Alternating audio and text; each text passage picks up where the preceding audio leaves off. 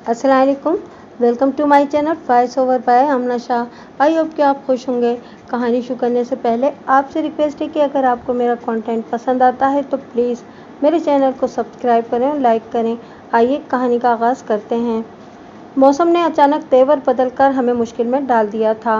मैं और हवलदार बशीर अहमद एक तनावर दरख्त की बालाई मजबूत शाखों पर जमकर बैठे थे। मज़कूरा दरख्त कब्रिस्तान के अहाते के अंदर इस्तादा था। वो मौसम गर्मा की एक हफ्तज़दा रात थी। हवा भी बंद थी कि किसी दरख्त का कोई पत्ता भी जुम्बिश करता दिखाई नहीं देता था। दम घुट का आलम था। ऐसे में यकायक बूंदाबांदी शुरू हो गई। अगरचे ये कुदरती अमल वक्त की ज़रूरत था। फ़ज़ा में मौजूद घुटन ने सांस लेना मुहाल कर रखा था, लेकिन इस वक्त हम जिस नौइयत की सिचुएशन में थे, इसमें अगर बाकायदा बारिश शुरू हो जाती तो ये हमारे मिशन के लिए नुकसानदेह साबित हो सकती थी, और मैं किसी भी कीमत पर अपने मकसद को खोना नहीं चाहता था। मलिक साहब, हवलदार ने पत्तों के बीच में से आसमान की तरफ देखते हुए कहा, लगता है आज वो गौर बिजू इधर का रुख नहीं करेगा। हम पिछले 2 घंटे से इस दरख्त पर टंगे हुए थे और इसकी आमद के आसार कहीं नजर नहीं आ रहे।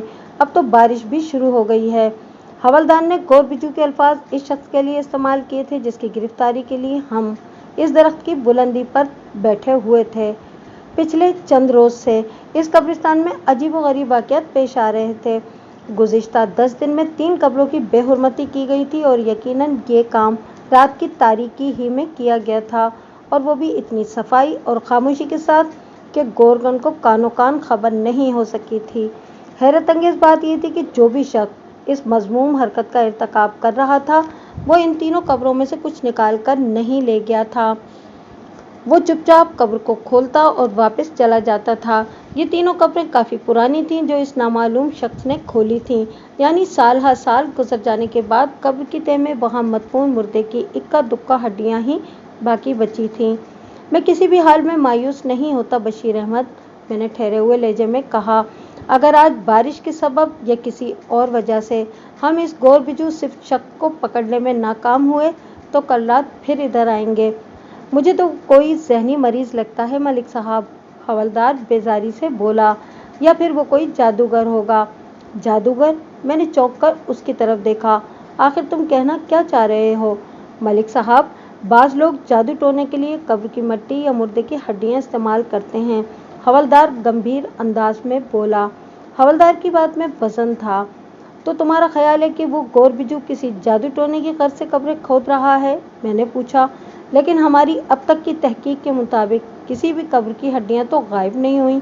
चंद दिन के वक्फे से गुज़िश्ता कुछ दिनों से जिन कब्रों को खोला गया था, मैंने इनका तफसीली मुआयना किया था और वहाँ से किसी काबिल ज़िक्र चीज़ की चोरी मेरी नज़र में नहीं आई थी। मैंने ज़रूरी कार्रवाई के बाद मज़कूरा कब्रों को बंद करवा दिया था। मैं आपकी बात को झुटलाऊंगा नहीं मलिक साहब, बशीर अहमद ने गहरी संजीदगी से कहा। अगर आपका अंदाज़ा दुरुस्त है कि ये सब किसी आमिल कामिल जादूगर का किया धरा है, तो फिर यह भी हो सकता है कि इसने कोई तावीज़ गंडा दबाने के लिए कब्रों को खोला हो। इस मकसद के लिए मुझे तो किसी एक कब्र को भी खोदना काफ़ी था, मैंने सोच में डूबे हुए लहजे में कहा। हम एक कब्र बंद करवाते हैं तो 2-3 रोज़ के बाद वो दूसरी खोल के रख देता है। अजीब तमाशा लगा रखा है इस मनूस गौर बिजू ने। बात के इख्तिताम पर आपो आप मेरा लहजा कड़वा हो गया था। हवलदार ने राजदाराना अंदाज में कहा, मलिक साहब, मुझे शक है। कैसा शक? मैंने दूसरी शाख पर बैठे हुए हवलदार बशीर अहमद से इस्तफसार किया। कहीं दीनू चाचा इस नामुराद गौर बिजू के साथ मिला हुआ तो नहीं? वो सनसनीखेज लहजे में बोला। ये बात मेरी समझ में नहीं आ रही कि वो बड़े मज़े से आकर कब्र खोल डालता है और दीनू को कानो कान खबर नहीं होती। दीनू का असल नाम दीन मोहम्मद था, मगर वो दीनू चाचा के नाम से मशहूर था और वो इस कब्रिस्तान का गोरकन था। दीनू की रिहाइश भी कब्रिस्तान के अंदर ही थी। इसकी उम्र 60 से ज़्यादा थी और इसके आगे पीछे कोई नहीं था। वो अकेला ही रहता था। दीनू अगर इस गौर बिजू के साथ मिला हुआ है तो मैं उसके साथ साथ उसका हशर भी पूरा कर दूंगा। मैंने एक गहरी सांस खारिज करते हुए कहा। एक बार कब्रों को खोलने वाला वो बदबख्त मेरे हत्थे चढ़ जाए तो फिर दूध का दूध और पानी का पानी अलग हो जाएगा। इधर मेरी बात खत्म हुई, इधर बूंदाबांदी में कदरे तेजी आ गई। आसार तो यही बताते थे कि थोड़ी देर में बाकायदा बारिश का आगाज हो जाएगा और ये कोई अच्छी सूरत हाल नहीं थी। अगर मेरा शक दुरुस्त है मलिक साहब, तो आज वो गोरबिजू इधर का रुख नहीं करेगा, हवलदार ने ठहरे हुए लहजे में कहा। दीनू चाचा ने यकीनन उसे हमारी यहाँ मौजूदगी के बारे में बता दिया होगा। इसके बाद अगर वो कब्रिस्तान में कदम रखेगा तो इससे बड़ा बेवकूफ़ और कोई नहीं होगा। तुम ठीक कह रहे हो बशीर अहमद, मैंने हवलदार के ख्याल की तायद करते हुए कहा। हमें इस फितना परवश शक तक रसाई हासिल करने के लिए कोई और तरीका इख्तियार करना होगा। मेरी बात मुकम्मल होने पर बहुत तेज़ बिजली चमकी। इसके बाद बारिश की खौफनाक गरज सुनाई दी और शुरू हो गई। हवलदार ने फिक्रमंदी से कहा, लो जी मलिक साहब, हो गया काम। बिल्कुल ठीक, मैंने कब्रिस्तान के बाहर कच्चे रास्ते की तरफ देखते हुए मायनाखेज अंदाज में कहा।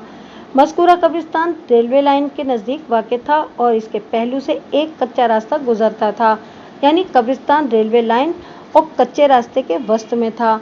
अगरचे इस वक्त रात की तारीकी फैली हुई थी, लेकिन मैं चूँकि काफ़ी देर से रास्ते पर निगाह जमाए बैठा था, लिहाजा कुछ फासले पर हरकत करती हुई वो चीज़ मेरी नज़र की पकड़ में आ गई थी। मैं समझा नहीं मलिक साहब, हवलदार उलझन ज़दा लहजे में बोला। आपको क्या लगता है? यही कि हो गया काम। मैंने बदस्तूर उस नामालूम मुतहरिक चीज़ पर निगाह जमाए रखी। मैंने तो ये बात बारिश के लिए कही थी मलिक साहब, और मैंने इसके लिए कही है। मैंने उस चीज़ की तरफ इशारा करते हुए कहा। किसके लिए? उसकी उलझन में हैरत भी शामिल हो गई। उधर देखो, मैंने तारीकी में मुतहरिक इस शय की जानिब हवलदार की तवज्जो मबजूल कराई। कच्चे रास्ते पर कोई चला आ रहा है। ओह, वो एक गहरी सांस खारिज करते हुए बोला। ये क्या बला है मलिक साहब? वो अला है या बला, इस बात का फैसला इसी वक्त हो पाएगा जब वो हमारी निगाह के सामने खुलकर वाज़े होगी, मैंने ठहरे हुए अंदाज में कहा। हो सकता है ये वही गोरबिजू हो जिसके इस्तकबाल के लिए हम फ़िज़ाई मोर्चा संभाले बैठे हैं। मुझे नहीं लगता, वो सरसरी लहजे में बोला। वो मुतहरिक चीज़ लम्हा ब लम्हा हमारे नज़दीक आ रही थी। हम चूँकि दरख्त की तवाना शाखों पर बैठे हुए थे और हमारे सरों के ऊपर भी पत्ते और शाखें मौजूद थीं, लिहाजा हम बरसात से बुरी तरह मुतासिर नहीं हो रहे थे। पत्तों से भरी हुई शाखें हमारे लिए छतरी का काम कर रही थीं। अगर हम खुले में खड़े होते तो अभी तक गौसले नशब कर चुके होते। जल्द ही वो मुतहरिक शय हमारे इतने करीब आ गई कि इसे पहचानने में मुझे किसी दिक्कत का सामना नहीं हुआ। हवलदार बशीर अहमद का अंदाज़ा बिल्कुल दुरुस्त साबित हुआ था। वो कोई शख्स नहीं था। मेरी निगाह एक शानदार टांगे पर जमी हुई थी, और टांगा भी ऐसा कि जिसमें कोई कोचवान या कोई सवारी मौजूद नहीं थी। वो टांगा निहायत ही धीमी रफ्तार से गांव की जानिब बढ़ रहा था। बशीर अहमद, ये क्या माजरा है? मैंने सरसराती हुई आवाज़ में कहा। मलिक साहब, वो टांगे की जानिब इशारा करते हुए बोला। मैंने पहचान लिया है, ये राना साहब का टांगा है, लेकिन आधी रात को और वो भी खाली खुली टांगा कहाँ से आ रहा है? ये बात मेरी समझ में नहीं आ रही। तो चलो नीचे जाकर समझने की कोशिश करते हैं, मैंने फैसलाकुन अंदाज में कहा।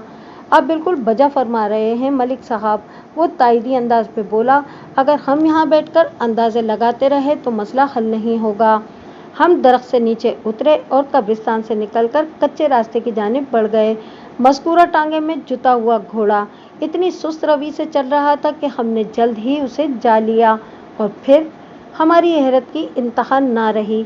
टांगे के अगले हिस्से में, यानी घोड़े की पीठ और फ्रंट सीट के दरमियान वाली जगह पर कोई सो रहा था। मैंने टांगे को रोक लिया और बरसती बारिश में टार्च जलाकर इस महवे नींद शख्स का जायज़ा लिया। अगले ही लम्हे मुझ पर यह सनसनीखेज इंकिशाफ हुआ कि वो शख्स अब्दी नींद सो चुका था। मेरे साथ ही हवलदार ने भी इस शख्स की लाश देख ली थी। मलिक साहब, ये तो फीका है, वो मजबूत लहजे में बोला। राना साहब का कोचवान, इसकी मौत कैसे वाक़ हुई? मैं हवलदार के सवाल को नज़रअंदाज करके मुबैना फीके कोचवान की लाश का जायज़ा लेने में मसरूफ़ हो गया। टार्च की रोशनी में मुझे फीके का सर बुरी तरह जख्मी दिखाई दिया। किसी शकीउल कल्ब शख्स ने बड़ी बेदर्दी से इसकी खोपड़ी को कुचल डाला था। फीके के पेट पर से उसका लिबास भी सुर्ख हो रहा था। यकीनन इसे वहाँ भी कोई गहरी चोट लगी थी, जिससे खारिज होने वाले खून ने उसके लिबास को रंगीन कर दिया था। जल्दी मुझ पर एक और इंकिशाफ हुआ। टांगे की सीटों के नीचे बने हुए खांचे में मुझे 2 और अफराद दुनिया और माफिया से बेखबर पड़े दिखाई दिए। ये वो खला था जहाँ कोचवान अक्सर घोड़े का चारा रखा करते हैं।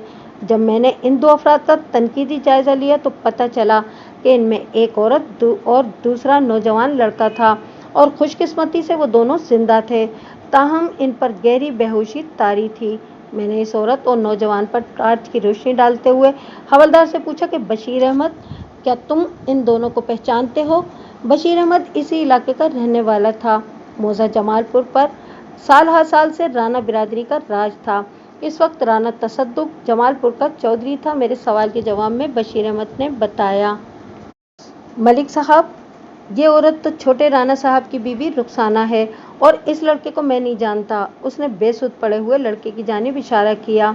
छोटा राना यानी राना मुसद्दिक भी अपने बड़े भाई तसद्दुक के साथ ही जमालपुर वाली हवेली में रहता था।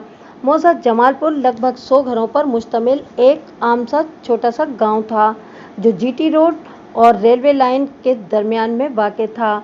इसकी आबादी कमोबेश 400 नफूस रही होगी। बशीर अहमद, मुझे लगता है कि इन लोगों को कोई संगीन हादसा पेश आया है। मैंने तशवीश भरे अंदाज में कहा, इन्हें फ़ौरन अस्पताल पहुंचाना होगा। बात के इख्तिताम पर मैं टांगे पर सवार हो गया। हवलदार ने कहा, अगर हम राना साहब को इस वाक़े की इत्तला दे दें तो ज़्यादा मुनासिब होगा। बिल्कुल, ये तो लाजमी करना है, मैंने दो टोक अंदाज में कहा। तुम कब्रिस्तान से अपना घोड़ा खोल कर लाओ, मौजा जमालपुर हमारे रास्ते में पड़ेगा। हम पहले राना तसद्दुक की हवेली जाएंगे, इसके बाद हॉस्पिटल का रुख किया जाएगा। ठीक है मलिक साहब, वो असबात में गर्दन हिलाते हुए बोला। हम दोनों घोड़े पर सवार होकर थाने से कब्रिस्तान पहुंचे थे। गौर बिजू तो हमारे हाथ नहीं लग सका था, लेकिन राना तसद्दुक का सजा सजाया आलीशान टांगा हमारे ड्रामाई अंदाज में हमारे करीब आ गया था, और वो भी ऐसी हालत में कि इस पर एक लाश और 2 बेहोश अफराद पड़े हुए थे। इन लम्हात में कोचवान का किरदार मैं अदा कर रहा था और हवलदार घोड़े पर सवार मेरे साथ टांगे के पहलू में चल रहा था। मलिक साहब, ये तो कोई बात न हुई कि आग लेने गए थे और पैगंबरी मिल गई।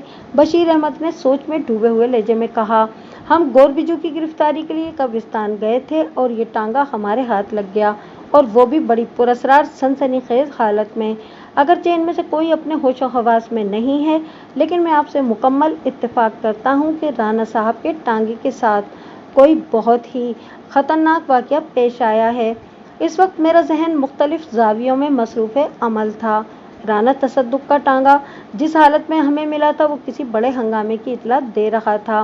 वो कच्चा रास्ता चमनाबाद की तरफ जाता था, यानी टांगा चमनाबाद से इस तरफ आ रहा था। जमालपुर से चमनाबाद का फासला कच्चे रास्ते से 5 मील था। अगर जीटी रोड से सफ़र किया जाता तो यही फासला बढ़कर 8 मील हो जाता था। टांगे का चमनाबाद से जमालपुर की जानिब आना यही जाहिर करता था कि इन दोनों गांवों के दरमियान इन्हें कोई संगीन वाक़या पेश आया था। इस हादसे के बारे में मालूमात इसी वक्त हासिल की जा सकती थी जब राना मुसद्दिक की बीवी रुखसाना या वो नौजवान लड़का होश में आ जाता। फीका कोचवान तो अब इस काबिल नहीं रहा था कि इससे किसी किस्म का सवाल जवाब किया जाता। इस अमर में किसी शक व शुबे की गुंजाइश नहीं थी कि फीका कोचवान अदम आबाद रवाना हो चुका था। मैंने टार्च की रोशनी में उसकी खोपड़ी का हशर नशर देख लिया था। अगलब इम्कान यही था कि लाठियों के पे दर पे वार से उसे मौत के घाट उतारा गया था। मज़ीद इंकशाफात इस वक्त हो सकते थे जब बाकायदा रोशनी में फीके की लाश का और रुखसाना और मज़कूरा लड़के का तफसीली जायज़ा लिया जाता। हम कच्चे रास्ते पर आगे बढ़ रहे थे और हमारा ये सफ़र कब्रिस्तान से जमालपुर की सिमत था। थोड़ी ही देर में कन्हैया लाल बाग के नज़दीक से हमने रेलवे लाइन को अबूर किया और गांव की जानिब बढ़ गए। ये कच्चा रास्ता जमालपुर के पहलू से गुजरकर जीटी रोड से जा मिलता था और मेरा थाना भी जीटी रोड के किनारे ही वाक़ था। थाने से जमालपुर का फासला तकरीबन 1 मील था। मेरे थाने के साथ ही लारी अड्डा बना हुआ था और जीटी रोड से एक सड़क निकलकर लाइलपुर की तरफ जाती थी। जिस बारिश को हम कब्रिस्तान से अपने साथ लेकर आए थे, इसने भी जमालपुर तक हमारे साथ साथ सफ़र किया था, और वो भी तमाम तर गर्द चमक के साथ। हमारी आमद ने जमालपुर को हिलाकर रख दिया था। एक तो बारिश ने घरों के सहनों और छतों पर सोए हुए लोगों की नींद का सत्यानाश मार दिया था। वो लोग खुले में उठकर बरामदों और कमरों में जाने पर मजबूर हो गए थे। ऊपर से जब उन्होंने आधी रात के वक्त एक थानेदार को कोचवान के रूप में गांव के अंदर दाखिल होते देखा तो उन्हें अपनी बसारत पर यकीन नहीं आया। फिर जब हम राना तसद्दुक की हवेली में पहुंचे तो वहां एक कोहराम मच गया, क्योंकि हम उनके लिए टांगे में जो कुछ लेकर आए थे वो किसी कयामत से कम नहीं था। थानेदार साहब, ये सब क्या है? राना तसद्दुक ने वहशतज़दा नज़र से मुझे देखते हुए सवाल किया। राना मुसद्दिक बेहोश रुखसाना की जानिब इशारा करते हुए पूछने लगा, मेरी बीवी को क्या हुआ है और बसीर क्यों खामोश है? इस नौजवान लड़के का नाम बसीर था। बादशाह मुझे बताया गया कि बसीर राना तसद्दुक का छोटा साला था। ये सूरत हाल ऐसी थी कि इन लोगों का बेहद परेशान हो जाना एक लाजमी अमर था। मैंने बारी बारी दोनों भाइयों की जानिब देखते हुए निहायत ही ठहरे हुए लहजे में कहा, राना जी, सवाल जवाब करने के लिए आधी रात बाकी है। मैं चाहता हूँ इन तीनों को फिलफौर अस्पताल पहुँचाया जाए। फीका कोचवान तो जिंदगी की बाजी हार चुका है, लेकिन रुखसाना और बसीर को फौरी तिब्बी इमदाद देकर बचाया जा सकता है। इसलिए एक लम्हा ज़ाया किए बगैर इनको यहाँ से रवाना कर देना चाहिए, और इसके लिए ज़रूरी है कि घर का कोई बंदा भी इनके साथ जाए। आप मेरी बात समझ रहे हैं ना? जी बिल्कुल, वो यके बाद दीगरे असबात में गर्दन हिलाते हुए बोला। फिर मुसद्दिक ने कहा कि मैं इनके साथ जाऊंगा। रुखसाना मुसद्दिक की बीवी थी और बसीर तसद्दुक का साला। मैंने हवलदार बशीर अहमद को टांगे के साथ हॉस्पिटल जाने की हिदायत कर दी और खुद राना तसद्दुक की जानिब मुतवज्जा हो गया।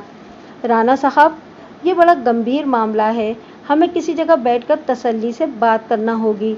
जी ज़रूर, वो सर को असबाती जुबिश देते हुए बोला। हम हवेली के अंदर बैठकर इत्मीनान से बात कर सकते हैं। राना मुसद्दिक अपने साथ 2 मुलाजमों को भी लेकर जाना चाहता था। मैंने उसे इजाज़त दे दी। हवलदार ने घोड़ा मेरे लिए छोड़ दिया था, क्योंकि राना मुसद्दिक ने फिलफौर एक और टांगे का बंदोबस्त कर लिया था। ज़िलाई हॉस्पिटल मेरे थाने से आधे मील के फासले पर था। मैंने हंगामी सूरत हाल के पेश नज़र हवलदार को हर बारीकी से अच्छी तरह आगाह कर दिया था। मुझे यकीन था कि वो अस्पताल के मामलात को बखूबी संभाल लेगा। हवेली के कुशादा सहन में एक जानिब ऊंची छत वाला एक बेदरो दीवार कमरा बना हुआ था, यानी ज़मीन से सिर्फ मजबूत सुतून उठाकर इनके ऊपर छत डाल दी गई थी। इस हिस्से का फर्श चबूतरा नुमा था और सहन की ज़मीन से वो फीट भर ऊंचा था। मज़कूरा चबूतरे पर बैठ की कुर्सियां रखी हुई थीं। मुझे ये समझने में कतन कोई दुश्वारी महसूस नहीं हुई कि छतदार वो चबूतरा मौसम के मुख्तलिफ रंगों को इंजॉय करने के लिए बनाया गया था, ताकि छत के नीचे धूप और बारिश से महफूज होकर कुदरत के मज़ाहिर का नज़ारा किया जा सके। राना तसद्दुक मुझे लेकर इसी चबूतरे पर आ बैठा। वो ऐसा मौका था और न ही ऐसा वक्त कि वो मेरी खातिरदारी में लग जाता, लिहाजा हम फ़ौरन ही इस संगीन सूरत हाल पर बातचीत में मसरूफ़ हो गए। मैंने राना तसद्दुक को मुख्तसर अल्फाज में अपनी कब्रिस्तान में आमद के अग़राज़ व मक़ासिद से आगाह करने के बाद टांगे की पुरअसरार आमद के बारे में बताया और आखिर में कहा, मैं समझता हूँ आपके साले, आपकी भाभी और आपके कोचवान पर किसी ने कातलाना हमला किया है। अब आप मुझे बताएंगे कि ये लोग आधी रात को कहाँ जा रहे थे या कहाँ से आ रहे थे। जब तक आप इस मामले पर रोशनी नहीं डालेंगे, तफ्तीश की गाड़ी आगे नहीं बढ़ सकेगी। अल्लाह आपका भला करे मलिक साहब, वो एक बोझल सांस खारिज करते हुए बोला। मैंने आज सुबह रुखसाना और फीका कोचवान को चमनाबाद भेजा था ताकि वो मेरी बीवी को ले आए, और इन लोगों को शाम से पहले पहले वापस आना था। जब ये जमालपुर नहीं पहुंचे तो मैं यही समझा कि शीरी जिद करके एक दिन और वहां रुक गई होगी। अब तो मुझे शीरी की फिक्र होने लगी है। अगर वो इसी टांगे में थी तो। वो जुमला अधूरा छोड़कर मुतहिश नज़रों से मुझे तकने लगा। मैंने कहा, शीरी यकीनन आपकी बीवी का नाम है। जी, शीरी मेरी दूसरी बीवी है, वो इस बात में गर्दन हिलाकर बोला। शीरी का मैका चमनाबाद में है, वो चंद रोज़ पहले अपने वालिदैन से मिलने वहाँ गई थी। मेरी आज यहाँ जमालपुर में कुछ ऐसी मसरूफियत थी कि खुद चमनाबाद नहीं जा सकता था, इसलिए मैंने फीके के साथ मुसद्दिक की बीवी रुखसाना को वहाँ भेज दिया था ताकि वो शीरी को अपने साथ ले आए। आइंदा 10 मिनट में राना मुसद्दिक की ज़ुबानी मुझे पता चला कि इसकी पहली बीवी का नाम सुल्ताना था। सुल्ताना से उसकी शादी 25 साल पहले हुई थी और इस वक्त सुल्ताना की उम्र 50 से ज़्यादा थी। सुल्ताना से राना तसद्दुक की कोई औलाद पैदा नहीं हो सकती थी और इसी ख्वाहिश को पूरा करने के लिए तसद्दुक ने 6 माह पहले शीरी नामी एक नौमर लड़की से दूसरी शादी कर ली थी। तसद्दुक इस वक्त अपनी उम्र की 55वीं सीढ़ी पर खड़ा था, जबकि शीरी महज 20 साल की थी और अपनी इसी नौउम्र नई नवेली बीवी के लिए वो हद दर्जा परेशान दिखाई देता था। राना साहब, आप हिम्मत करें और हौसले का दामन मजबूती से थामे रखें, मैंने उसे तसल्ली भरे अंदाज में कहा। अल्लाह खैर करेगा। वैसे आपको चाहिए था कि रुखसाना के साथ घर के किसी मर्द को चमनाबाद रवाना करते। फीका कोचवान मेरे भरोसे का आदमी था मलिक साहब, वो मेरी तरफ देखते हुए बोला। आप इसे महज टांगेबान ही न समझें, वो लड़ाई भिड़ाई का भी माहिर था। वो तो 10 आदमियों पर अकेला ही भारी पड़ता था। मेरी समझ में नहीं आ रहा कि वो किस तरह जिंदगी की बाजी हार गया। मैं फीके पर अंधा एतमाद और फख्र करता था। मैंने हमेशा इसे घर का एक फर्द ही समझा था। राना जी, जब इंसान का वक्त पूरा हो जाता है तो फिर जिंदगी वफा नहीं करती, मैंने ठहरे हुए लहजे में कहा। फिर शहजोर से शहजोर शख्स भी ये बाजी हार जाता है। फीके को तो अब वापस नहीं लाया जा सकता। आप दुआ करें कि रुखसाना और बसीर को जल्दी होश आ जाए, ताकि ये तो पता चले कि इन पर कौन सी उफ्तार टूट पड़ी थी। वैसे आपके घोड़े को दाद देने को दिल चाहता है। इसकी लगाम किसी के हाथ में नहीं थी, लेकिन फिर भी वो टांगे को खींचते हुए सीधा जमालपुर ही की तरफ आ रहा था। फीके ने इस घोड़े को बड़ी ख़ास किस्म की ट्रेनिंग दे रखी है जनाब, उसने बताया। आप इसे आले दुआले के किसी भी गांव देहात में छोड़ आएं, ये सीधा वापस जमालपुर ही आएगा। राना साहब, हमलावर कौन था या कौन थे और इनके क्या मकासद थे, ये तो उसी वक्त पता चलेगा जब रुखसाना या बसीर होश में आने के बाद हमें इस सानहे की तफसील से आगाह करेंगे, मैंने हमदर्दी भरे अंदाज में कहा। इनका बयान कलमबंद करने के बाद ही तफ्तीश की राहों का तयन किया जाएगा। फिलहाल आप मुझे ये बताएं कि आपकी किसी से कोई दुश्मनी वगैरह तो नहीं थी। मलिक साहब, हम जमींदार लोग हैं, लिहाजा हसद और रकाबत के मामला तो चलते ही रहते हैं। वो एक गहरी सांस खारिज करते हुए बोला। लेकिन मैंने ऐसी खतरनाक दुश्मनी तो किसी से नहीं पाल रखी कि वो मेरी फैमिली पर हमला आवर हो जाए। मुझे तो ये रहज़नी की कोई वारदात लगती है। इस पहलू पर भी गौर किया जा सकता है, मैंने पुरसोच अंदाज में कहा। मुझे उम्मीद है कि कल तक दूध का दूध और पानी का पानी अलग हो जाएगा। इस सिलसिले में मुझे आपके ताउन की ज़रूरत पेश आएगी।